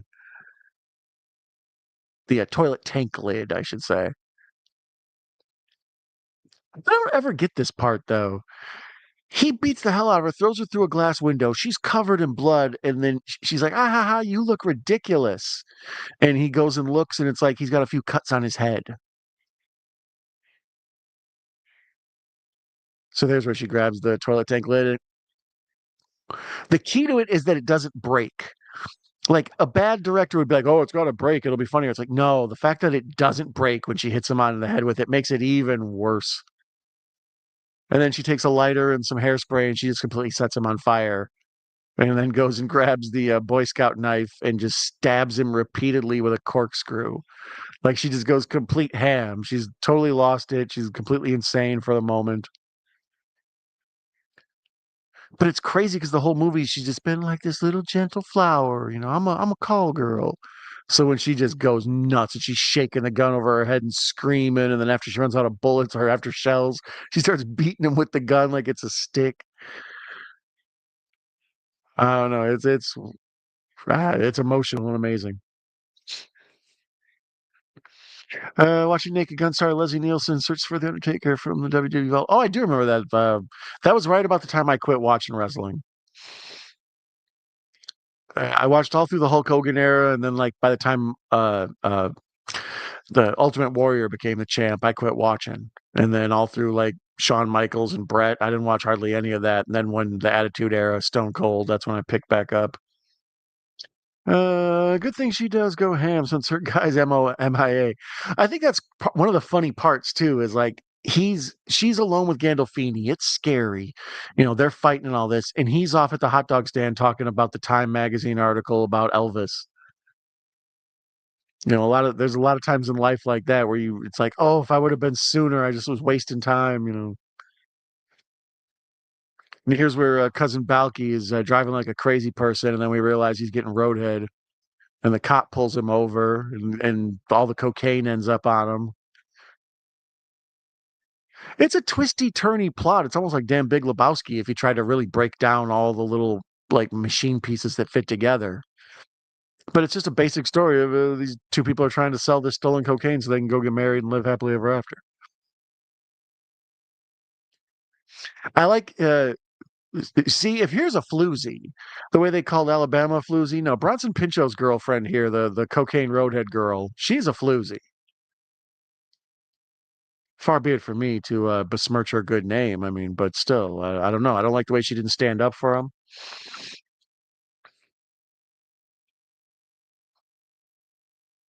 UFC film Smashing Machine looked good. Yeah, I'm interested in seeing that one. I won't go to the theater to see it, but I'm sure it'll probably be on streaming right before Oscar voting season. I'll probably get a chance to see it on whatever Max or something. I think maybe that's a Universal. I don't know. I'd like to see Weapons. That's coming to Max pretty soon. That's a Warner Brothers. Oh, you froze again. I was so close.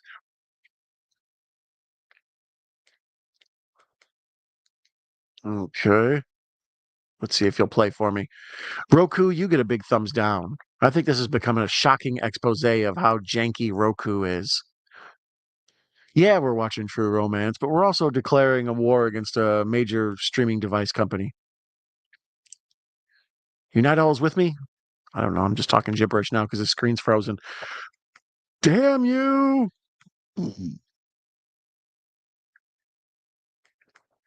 I'm at the 125 mark. There's 35 minutes left if I could ever get this thing to work. Oh, is it freezing? Is it going? Where you at, Cousin Balky? Where you at? Oh, come on now. Um, so then after this, they go and they clean up Alabama, and it's weird. They find like a, of course, an old car seat sitting underneath an underpass in LA where it's got like this big, like I said, scope. Open it up. You know, you could go do this in anybody's apartment. Go back to Floyd's apartment or Floyd and Dick Ritchie's apartment and clean her up there. But no, it's like let's go over back, you know, underneath the overpass where there's all this like crazy scenery going on in the background. Luckily for this movie, I know it well enough where if I fast forward over parts, I'm okay.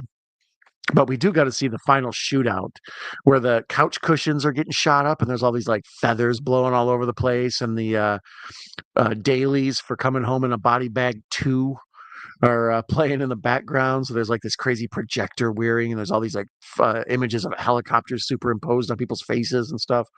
It's a wild final shootout. And of course, because it's Tarantino, it's got the whole Mexican standoff thing.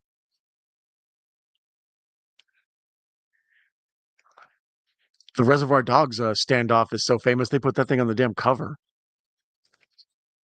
Hey, there's my man. I don't know if you've seen Light to Substance, but I've recommended Together. Oh, I would like to see them. I have a VHS of it. VHS will never die. There's 59th. How are you doing, my friend? Hey, 59th. Hey, Russell. I love the shotguns in this, right? Apocalypse Now style. Exactly. Coming home in a body bag. What's he calling this one? Body bags 2. I have more flavor in my spork. Okay, resume. We're so close. There's only one more commercial freezy thing that might pop up. Let's do this. Come on, Roku. You got my back. I know you do. And it's funny because they tell Dick Ritchie that Alabama got her broken nose and the busted up eye and stuff from playing basketball. You got that from playing basketball?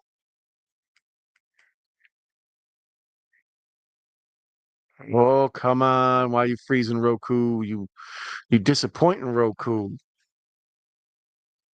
More like no cool.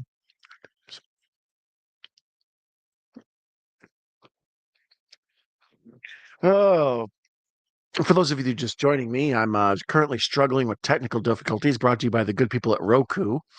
They're the only ones streaming this. I also gave my shout out and full hearted endorsement to owning physical media.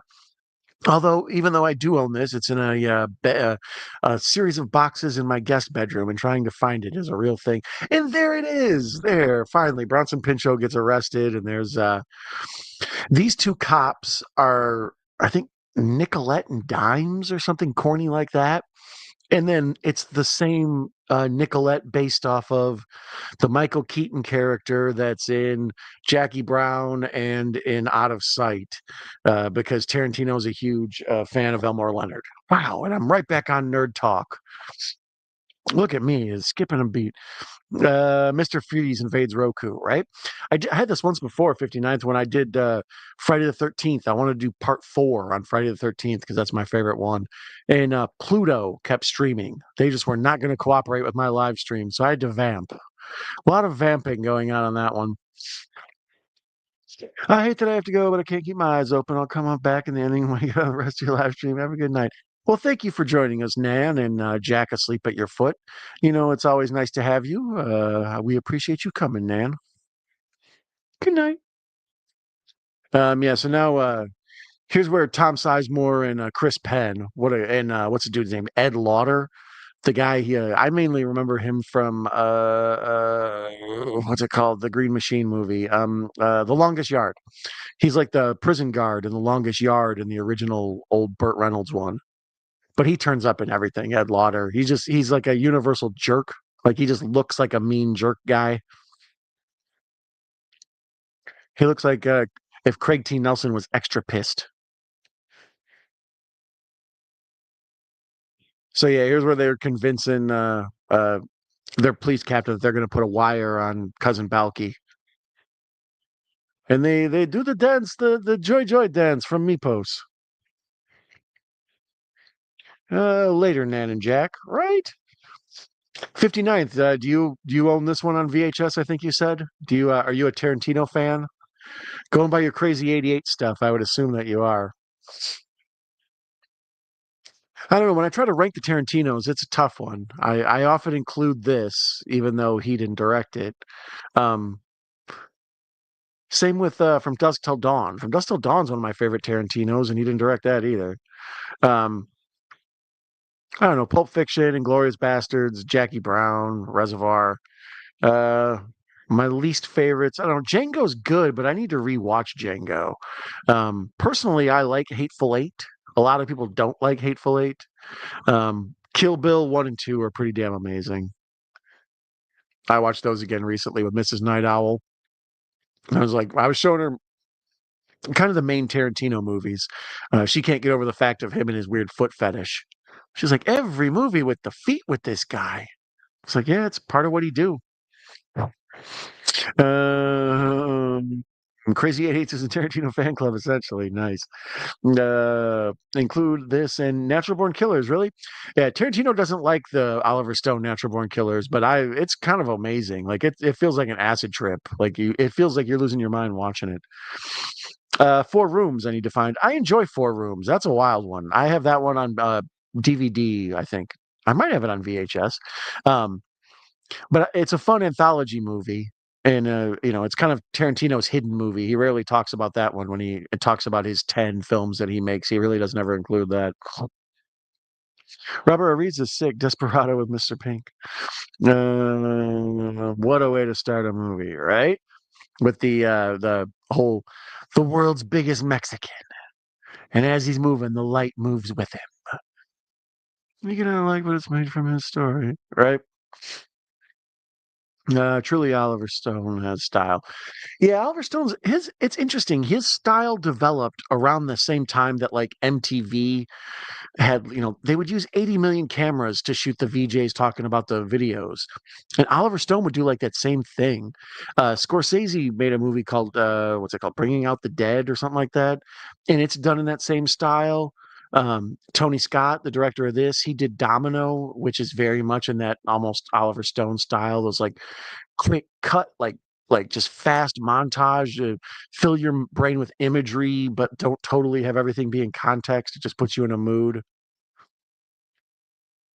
So here they're getting ready to walk out the door to go to the big drug deal, the shootout, and Dick Ritchie gets a phone call that he's been accepted to be in TJ Hooker, and he kind of doesn't want to go now because he has a reason to live. But of course, he's like one of the only one that escapes the big shootout here at the end.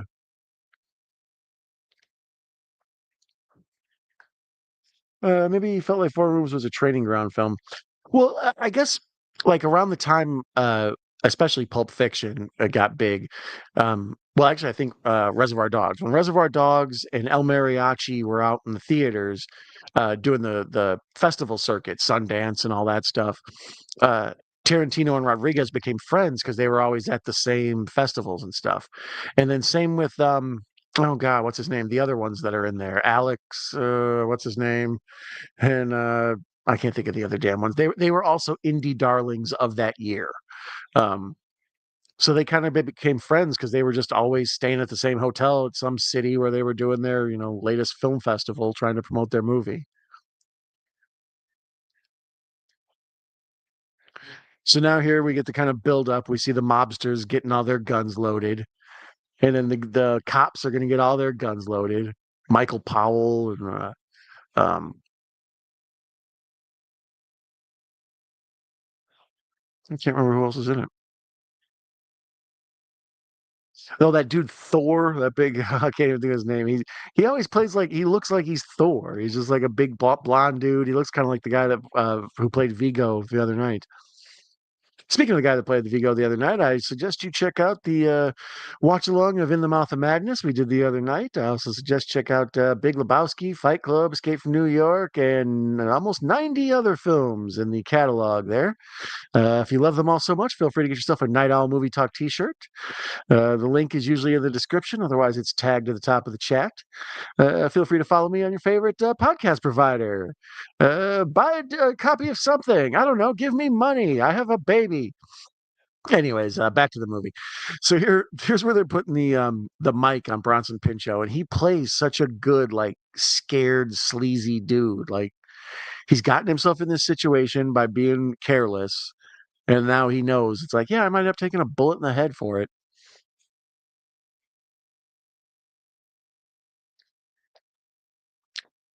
What is that dude's name? Alexander something. He did The Descendants. I can't think of his name.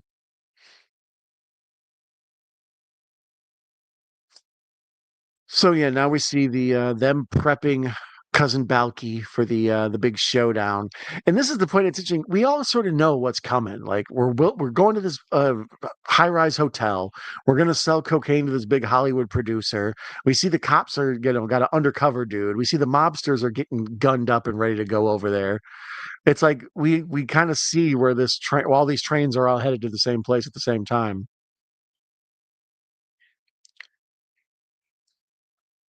Chris Penn's a good underrated actor. He's another one. Every time he turns up, I would never watch a movie because Chris Penn is in it, but whether it's Footloose or At Close Range, um, oh God, was he in River's Edge? I don't remember. He every time Christopher Penn turns up, nice guy Eddie in Reservoir Dogs and stuff. He's just I don't know. He steals the scene. He spent so much of his career as Sean Penn's younger brother or whatever. It's nice to see him kind of be awesome. Oh, Chris Penn rocks. Best of the best. You're right. What are you counting them for? Hard to believe such an amazing, dramatic, heartfelt scene could be in some dumb Eric Roberts kung fu movie. But when he breaks those boards and he's, what are you counting them for? Like you just feel his defeat. And I like that he's kind of like, he's basically Randall Tex Cobb in that. Like he's like a big, dumb country karate guy. I don't think of like a big, dumb redneck as like kung fu master. That's part of the charm of that movie. What if Chuck Norris was fat? Not that I'm calling him fat. He's big boned. His face is made for the camera, right? He always looks like he's on the verge of tears, Chris Penn. Like, and he is. That's part of his charm. Like when he's doing these really like heavy duty emotional things, his eyes get like kind of like glassed over. So here when they meet up with Elliot, Bronson Pinchot, he's like trying to overact, like he's trying to act nonchalant, but he's coming off as extra. I don't know. Sometimes you'll talk to people and you can kind of tell they're on some sort of drugs, but they don't want you to know they're on drugs. They act like that. It's like a real fake. What? Nothing's wrong. Did you just murder someone before you got here? Because you're acting incredibly suspicious. Isn't a fun little throwaway scene too? They're on the elevator on their way up, right? There's no reason for this scene whatsoever, but it's really great tension. He pushes cousin Balky up against the wall and puts the gun in his face, and he's like, "I know you're lying. What's waiting up there for me?" Da, da, da. And then when cousin Balky doesn't crack, and all the drums and the tension and everything builds, it just fizzles out, and they're like, "Okay, it's fine. It's okay. It's fine." It's like they're messing with the audience just as much as they're messing with Elliot.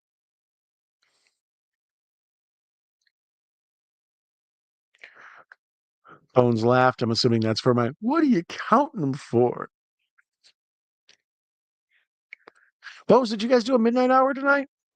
I saw the Boneyard the other night with the gingerbread man, right? No, not gingerbread man, with the Hansel and Gretel. Sorry, my bad, my bad. You know what I meant. You know what I meant.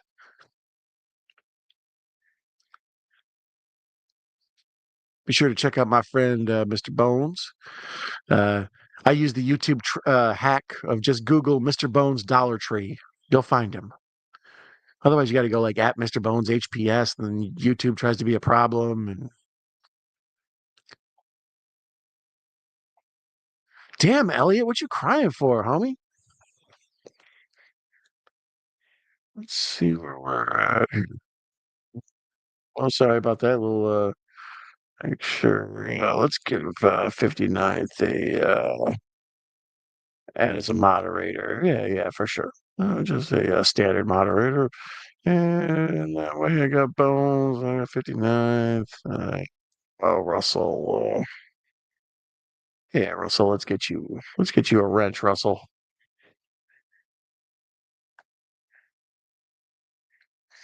I know this is exciting radio right there. Me adding moderator status to my friends in the chat.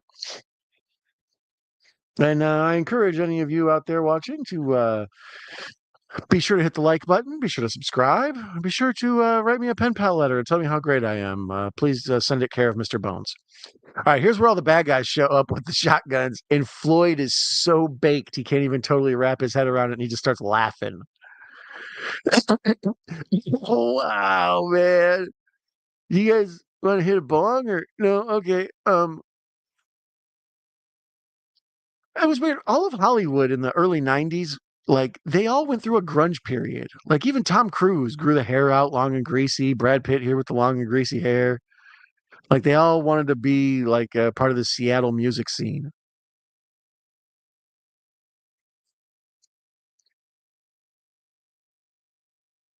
Mm, let's see. No, I proposed to. Oh no, no boneyard.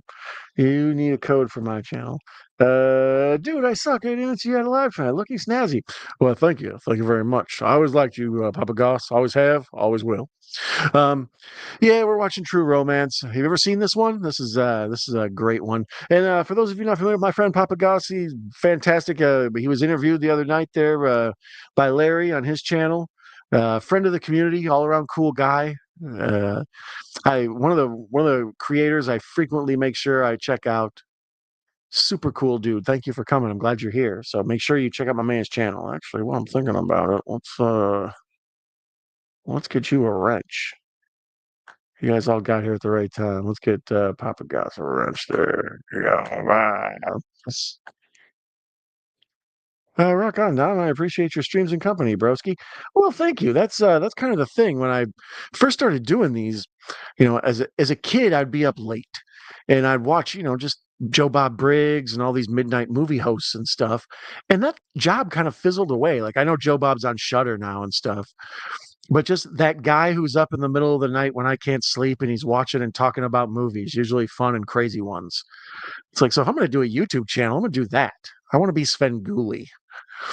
So, so yeah, I watch these. On top of that, I'm also an egotist enough to think that I'm allowed to do a commentary of my favorite films. Like I love film commentary, so it's like, oh, I'll just make my own.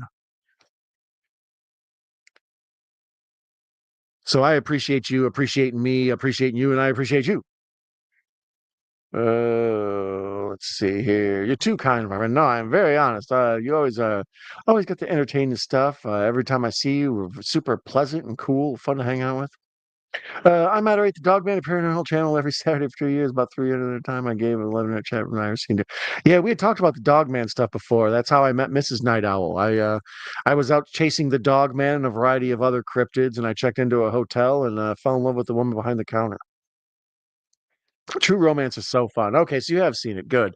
Yeah, I do love this one. As I explained earlier, it's I love Tarantino and I love, his style and his universe and just kind of the way he goes about stuff. But it's fun to see a Tarantino movie through Tony Scott's eyes, the guy that made Top Gun. It's so big and glossy and beautiful and just all the lighting is just perfect. That's one of the things I don't like about Tarantino. I find him to be an average film director, especially visually. Some of his films, Kill Bill in particular, really look great. But a lot of times people sitting around talking, you know. But not when Tony Scott does it. We're on friggin' billboards and roller coasters and sky rises or pink Cadillacs, having sex in a phone booth.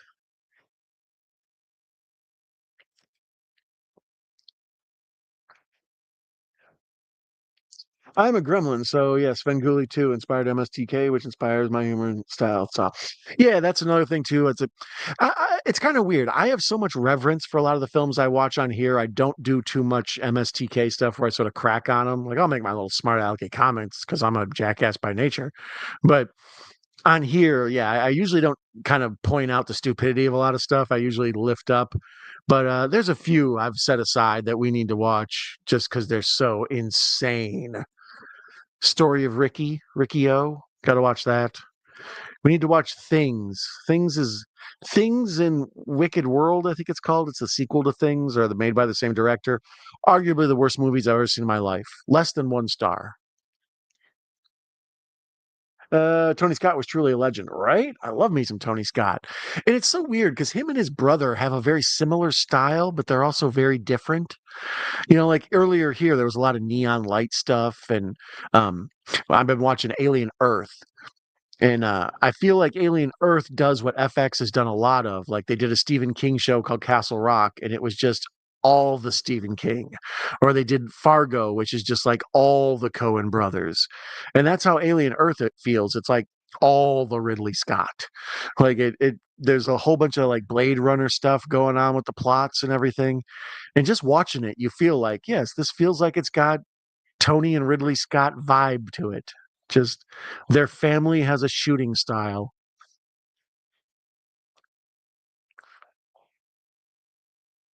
And this is pretty hot right here. Out of all the romantic things, for a woman that you love to go with you on your big dangerous drug deal thing, and she writes, "You're so cool," and passes it to him.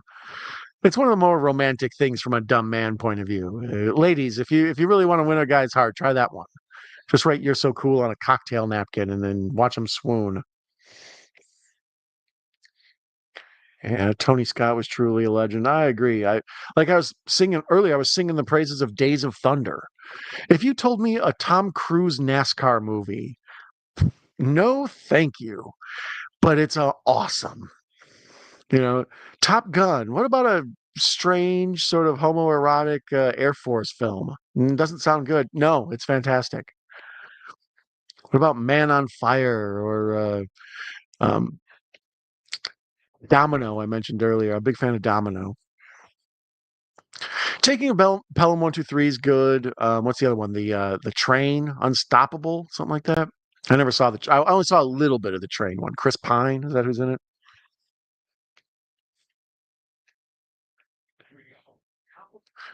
So here's a very real moment. He's got the audio pack for his mic, his undercover mic for to record the whole thing of sting operation, and he's got it down beneath his legs, and his balls are sweating onto the mic pack. So he's like constantly fidgeting with his junk and slightly getting electrocuted. Ridley Scott minus Avatar. I can handle that. Titanic though. I left a copy of Date of Thunder in the thrift. I'll double back. Oh, you should. It's also Bronson Pinchot does a great job in this. Like when we first see him, he looks like a sleazy sort of assistant to somebody important. Like he's very like glossy and he walks around like he's his poop don't stink kind of thing.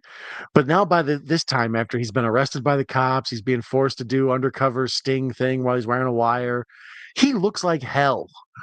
Like his face is all pale and his eyes got like blue, they're like, sunken in and stuff.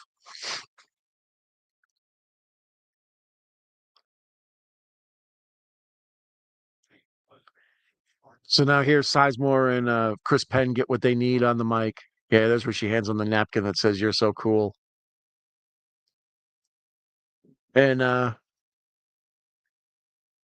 once again, Clarence and Alabama get back to making out. It's kind of a funny running gag all throughout this. Like while other characters are talking and they're just sort of in the background, they often just start making out. It's very very sweet. What folks in the chat or in the comment section on the replay? What's your favorite Tony Scott movie? Mine's probably this, but Domino's right there.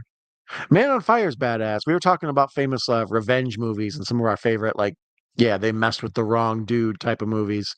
And Man on Fire is right there.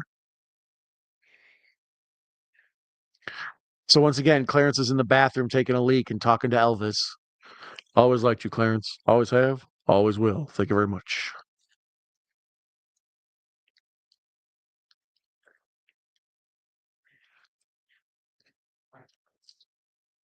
And we're working our way to the exciting conclusion. We see the security monitors. Another awesome Tony Scott idea. It's like, how are we going to illustrate that these cops are on their way up here to cause trouble? It's like, use security monitors. It'll break up the visual aspect of it. I know another good Tony Scott movie. How about Beverly Hills Cop 2? Underrated Tony Scott. I dig it. Oh, 59th is Crimson Tide. Yeah, you can't go wrong with Crimson Tide.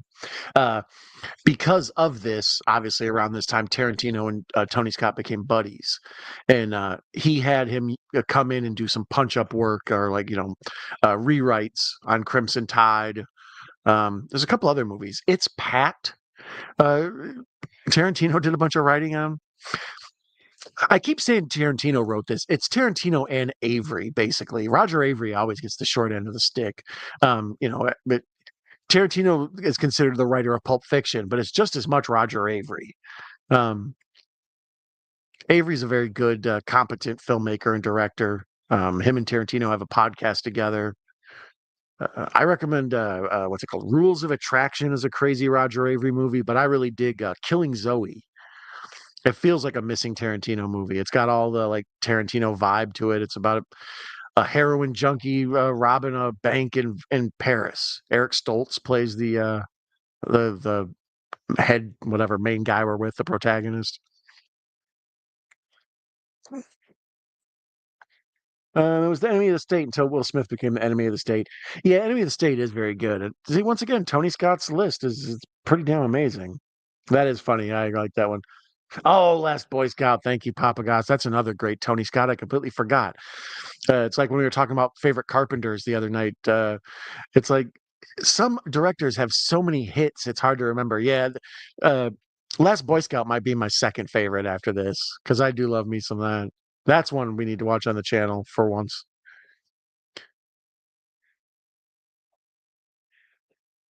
What do you say if you hit a bad guy with a surfboard? Surf's up, pal.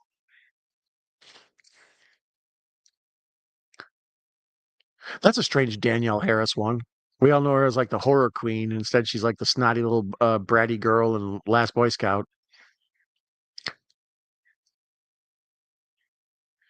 And now this is a great bit of moment. And there's the big like Mexican standoff. Everybody's pointing their guns at each other. It's a giant circle.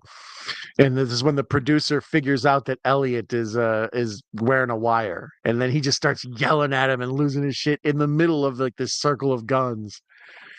It makes me wonder, it's like, well, is he so coked out he doesn't grasp what's going on? Or is he just so egotistical from being the big Hollywood guy?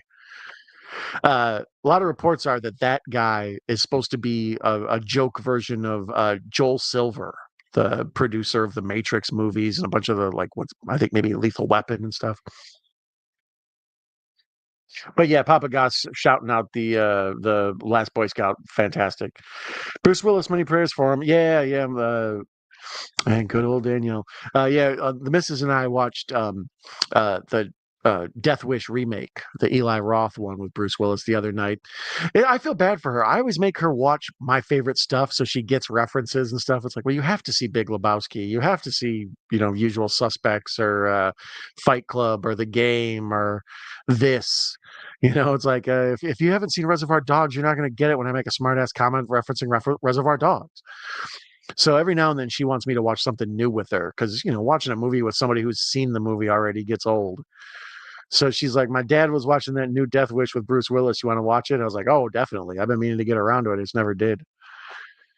And yeah, relatively terrible, but it was enjoyable enough.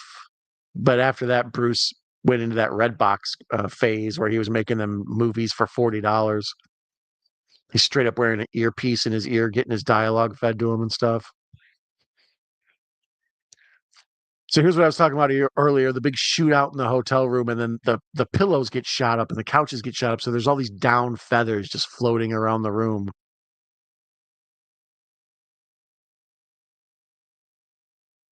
Very cinematic, very Tony Scott, very nice, very evil.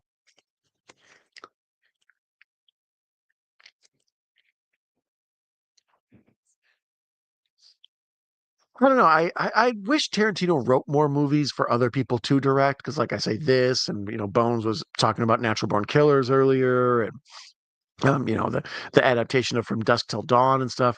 The Tarantino script directed by a different director is a really wonderful combination. Like I wish there was more of that. I don't like that he's doing the just 10 movies thing. I mean, it's good for him because all of his movies do feel kind of important. Even a film like Death Proof or Jackie Brown, because there's only 10 of his movies, it feels like a special piece of cinema. Jackie Brown, highly underrated. Good movie there.